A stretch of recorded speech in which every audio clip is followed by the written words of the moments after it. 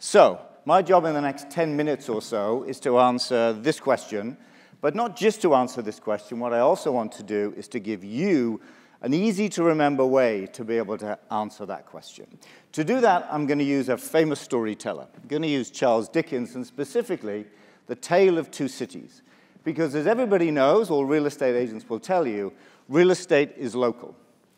Whether you're comparing Arlington to Lexington, Arlington to Belmont, Melrose to Winchester, all those towns, very close proximity to one another, but very different in terms of their characteristics. And specifically, and the one that I'm going to focus on a little bit in this presentation, is that how you differentiate those two markets is ultimately the price point. So, if any of you have read the book, A Tale of Two Cities, it's got a very famous opening. There are 4 lines. It was the best of times, it was the worst of times, it was the age of wisdom, and it was the age of foolishness. So let's talk about the best of times. Here is the data for Lexington for since 2005, which is the last peak in the market. As you can see, we've had something like a 60% increase in prices. Our average today, or median today, is about 1.2 million. Not just Lexington, we see this in many of the leading edge markets as well. Here's Arlington data, 62%.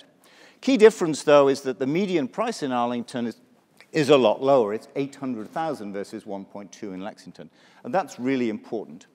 But let's try and understand why we're seeing that 62% rise in prices, which is a high number. This is the inventory level. It's the number of homes that are available to buy on the first of the month. So what's key about this is the difference between 2012 and 2013. In 2012, there were about 200 homes for sale. In 2013, that number dropped almost by 50%. It almost dropped by 2. What happened in that time? Turns out that it wasn't that the sellers basically stayed in place. It was that the buyers had renewed confidence.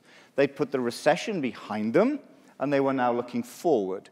And they came back into the market en masse. And we can see that if we look at the sale price to list price ratio. You can see that same jump from the mid-90s. It doesn't really get much below that, all the way up to 102. In fact, last year in 2017 in Arlington, it was 104%. That's the average sale price to list price ratio. On average, a home sells for more than the list price in Arlington. So that shows that there's a high degree of buyer confidence in the market. Inevitably, with buyer confidence, lots of competing offers, you've all seen it, so goes up the price. Here's the median price in Melrose. 651,000 was the number for this year, year to date. Winchester, similar market, next door, higher price point, of course. Here we are at $1.2 million. So that's a very buoyant picture of what's happened in the past. But there's more to it than just buyer confidence, because we need to understand where those buyers are actually coming from. So this is a census graph, and it shows you how many people are in each age bracket. There are 2 very important sections to this, 2 bumps, if you like. Here's the top one is the baby boomers. Those are the downsizers. They're in a house, they don't need the space, children have left home. I can see myself in this picture. I don't need a home that's as big. The bottom group are the so-called millennials. Now, those people are looking for their first-time home. It just so happens that those 2 groups are looking for exactly the same home.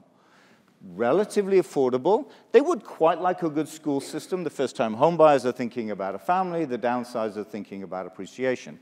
So both those groups are looking at those towns like Arlington, Melrose, Somerville, relatively close into Boston, relatively affordable, by today's standards anyway.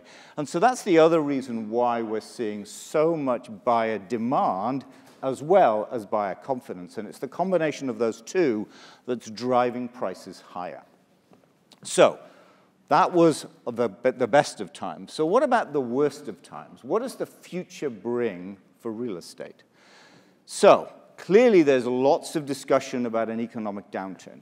We have no idea, in fact, nobody has any idea if and when that will happen. Certainly when. There's much more discussion about if, that there seems something of a certainty, but the when is really the big question mark. But to some extent, it doesn't matter when it happens, because once buyers and sellers get a perception that there's going to be a downturn, guess what? they'll start thinking, should I buy? They'll start thinking, should I sell? So it's not the reality of 3 months of low growth that causes the downturn. It's the perception of that, and that's really important. The other thing, which is something of a certainty, we can say with some certainty, of course, is interest rates. The blue in this graph are the actuals. The greens are the projections. So the projections for 2019 are somewhere about the mid-5s. And then the projection for 2020, although take that with something of a grain of salt, they've been very poor, very bad at predicting interest rates, could be somewhere in the 6s, maybe even the mid-6s. That's starting to get to a number that specifically the first-time home buyers will start to think, can I really afford the payback? Can I afford this size of mortgage? Though this is likely to have a dampening effect on prices. Need to look at one other thing, though, and that's sellers. We've talked a lot about buyers. Let's focus a little bit on the sellers.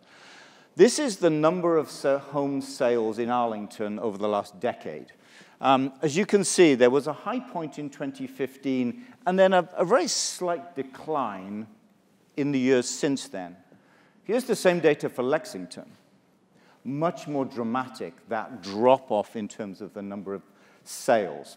Why is that? Because clearly there's lots of buyer demand, lots of buyer confidence, yet the number of sales is going down. And there's some reasons why we see the difference between a Lexington, a higher-priced town, and an Arlington, a lower-priced town. Back to what I said at the beginning. Price point is very important in this analysis. And it goes something like this. The higher-priced homes, those towns are driven primarily by downsizers. Many of those downsizers have decided they're going to age in place. They're getting about 6% appreciation today. They don't have a mortgage. Why don't I just stay where I am? Sure, I have to pay the property taxes, but why don't I just stay where I am? And so that's the other issue is that the downsizers are having, unfortunately for them, to compete with the first-time home buyers in their target town. So Arlington, focus of downsizers and first-time home buyers, the downsizers look at it and go, it's really expensive, and it's really a high competition in that town to actually buy. So we're seeing in the higher-priced towns a somewhat sharper decline in the number of home sales. When you look at the lower-priced towns, Arlington, Somerville, Melrose, the sellers in that market are really move-up sellers. They're moving up to their next home, and we're not seeing that sharp decline that we are in the higher-priced homes. High-priced towns, excuse me. So, in terms of the buyers, it's kind of a good picture-ish. Inventory is going to rise as more of our downsizers decide, you know what, I'm not going to get 6% appreciation moving forward. It may be 3, it may be even lower than that. So we're likely to see a rise in the number of in the inventory in those towns. We're also seeing a large number of balanced housing developments coming on. Just leading edge right now, in Lexington, Doug has a big development coming on stream at the end of this year and early 2019. We have a big development, 14-home development, coming on stream mid-2019 too. And those are much smaller homes. They're not the $2–3 million homes that we associate with the teardown phenomenon. They're actually much smaller homes.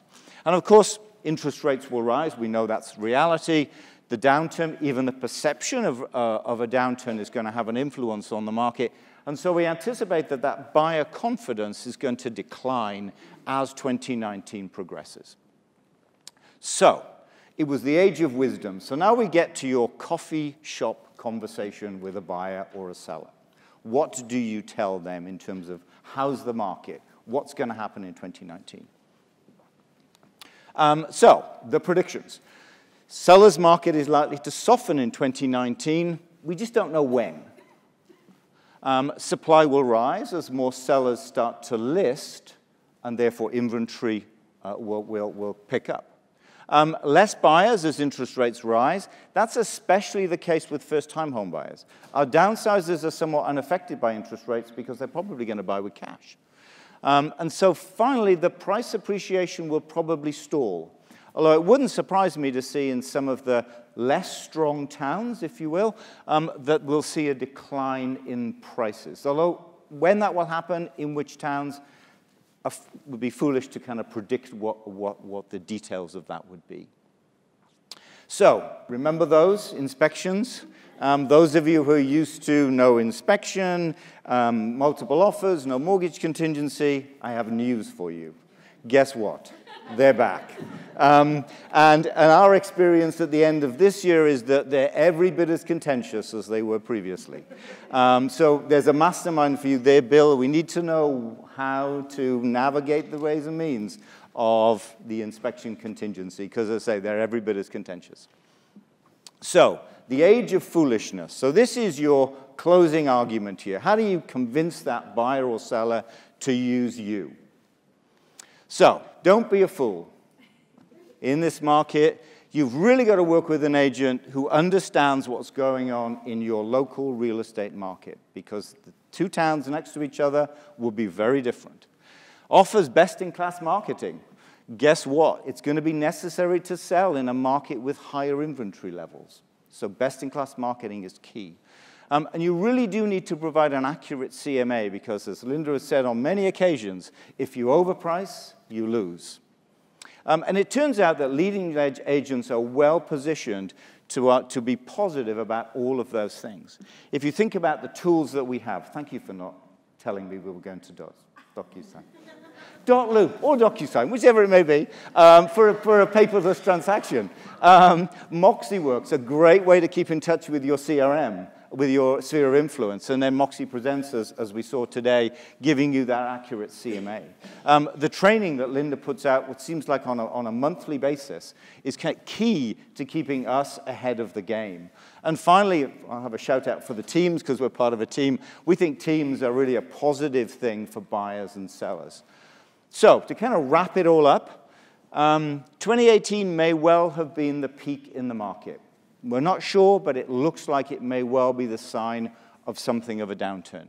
Interest rates and even the perception of a downturn will probably lead to a softening market. Leading-edge agents are well-placed to take advantage of even thrive in this uncertain times. And guess what? The age of foolishness, you can't win them all. There will be some buyers and sellers who will work with one of the other guys, but I guess more fool them. Thank you.